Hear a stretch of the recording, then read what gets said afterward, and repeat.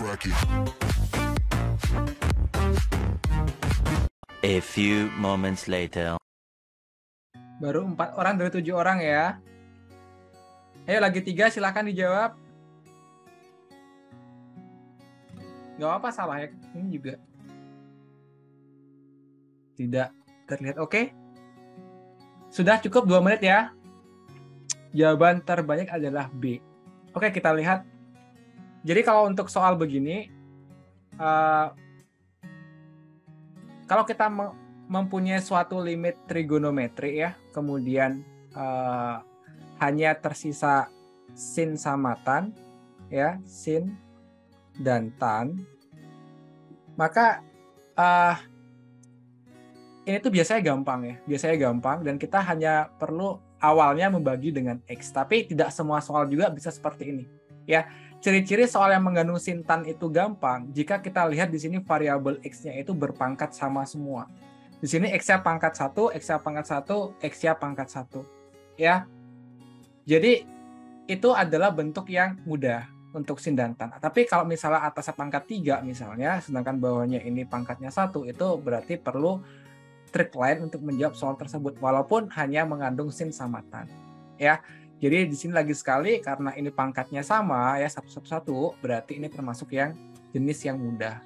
Nah, kalau di sekolah mungkin harus pakai cara begitu ya. Jadi kita cukup bilang ini kita bagi dengan X atas dan bawah ya. Ya, dibagi X atas dan bawah. Jadi nanti ini jadinya 4X dibagi X kan 4, dibagi dengan 1 ditambah dengan 3. Oke? Maka jawabannya adalah 4 dibagi dengan 4, yaitu jawabannya 1. Oke? Seperti itu ya. Nah, kenapa bisa seperti itu? Lagi sekali ingat bahwa ingat, kalau kita punya limit X mendekati 0, sin X per X atau kebalikannya ya, X per sin X juga sama 1, dan juga limit X mendekati 0 dari tan X per X itu sama dengan 1 juga. Oke, silakan kalau ada pertanyaan dulu. Jadi kita cukup membagi dengan X saja, 4X dibagi X 4, X dibagi X 1, sin 3X dibagi X juga 3. Karena masih ada yang salah, kita coba soal yang begini lagi satu ya. Kalau semua udah benar, berarti baru semua sudah mengerti. Oke, ini dia. Bentar ya, di copy dulu soalnya. Next. Ayo, harusnya sekarang udah bisa benar semua ya. Oke, wah ini baru bagus nih ya. Good. Lagi satu, siapa? Belum jawab. Ya udah ya, kita anggap udah bisa semua. Udah cukup, udah 50% ke atas benar, berarti sudah bagus. Jadi ini sama triknya, kita bagi aja dengan X guys, bagi X, ya. Maka kita akan punya ini min 3 ditambah 2 dibagi dengan 6. Min 1/6. Sip. Jawabannya yang apa ini? Yang C ya. Kalau yang tadi yang apa jawaban tadi? 1B. Masih sama seperti tadi ya, nggak ada yang berubah. Yuk.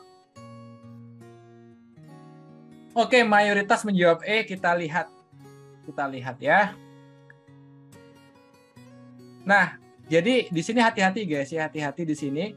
Kalau kita punya sin 2X kuadrat, itu berarti hanya X-nya saja yang kena kuadrat ya.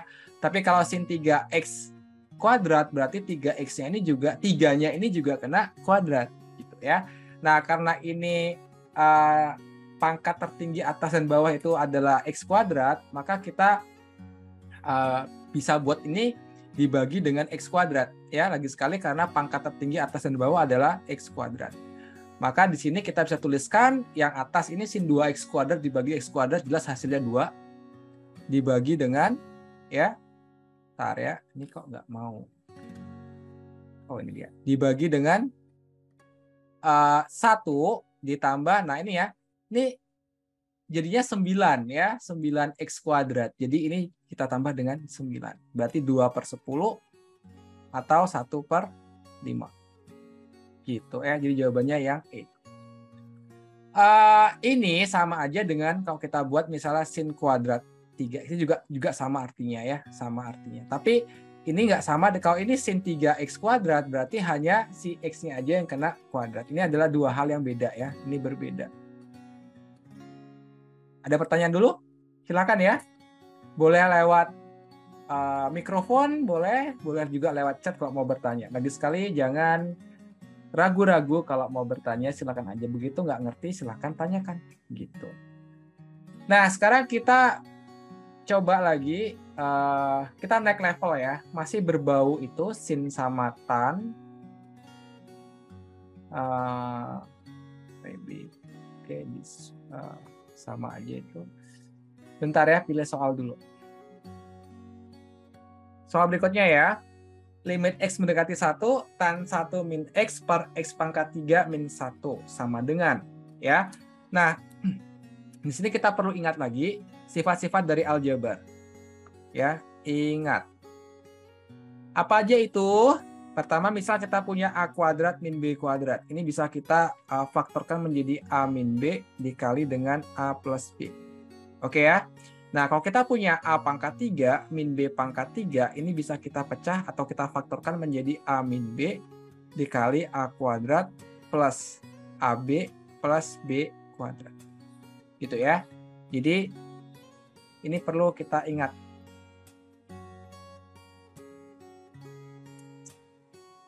Well, dengan ini yang kalian ubah tuh yang bawah ini, yang x pangkat 3 min 1. Oke? Nah, sekarang coba giliran kalian untuk mencoba, guys. Silahkan dicoba. Nah, kita bahas sekarang. Yang bawah setelah kita ubah akan menjadi limit x mendekati, atau dimati buat enaknya. Di sini aja deh. Di sini ya, dari sini. Limit x mendekati 1 tan 1 min x ya.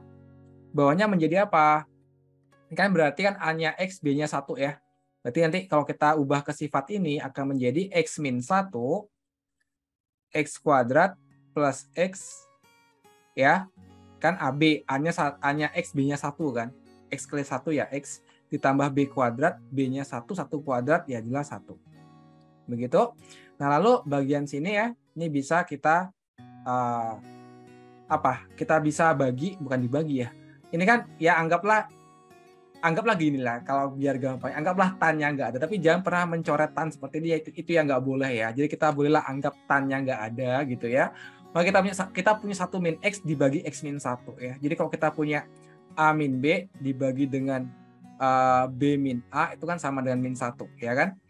Nah, berarti ini bisa kita replace, kita gantikan dengan min 1 guys ya. Berarti nanti akan menjadi sama dengan ya min 1 per, nah ini kan sisanya masih ada nih. Ya, tinggal kita masukin aja x-nya 1. Sehingga kita punya 1 kuadrat ditambah 1 ditambah 1. Ya jelas jawabannya adalah min 1 per 3. Oke, jawabannya yang apa ini? B. Nggak ada yang bertanya ini? Silakan ya kalau ada yang bertanya ya. Nah, sekarang kita kembali ke sini ya. Bagaimana kalau ada cos gitu. Nah, sekarang kita bagi dua kasus. Cos itu ya ada dua.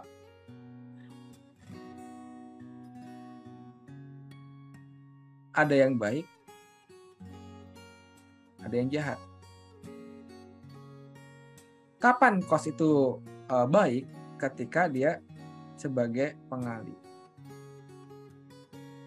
Kalau pengali dia baik. Lalu kalau baik gimana? Tinggal subs nilai x. Nah, lalu kalau yang jahat bagaimana? Dia tuh harus diubah. Yang ubahnya gimana? Ada 3 yang umum ya. Yang pertama, cos kuadrat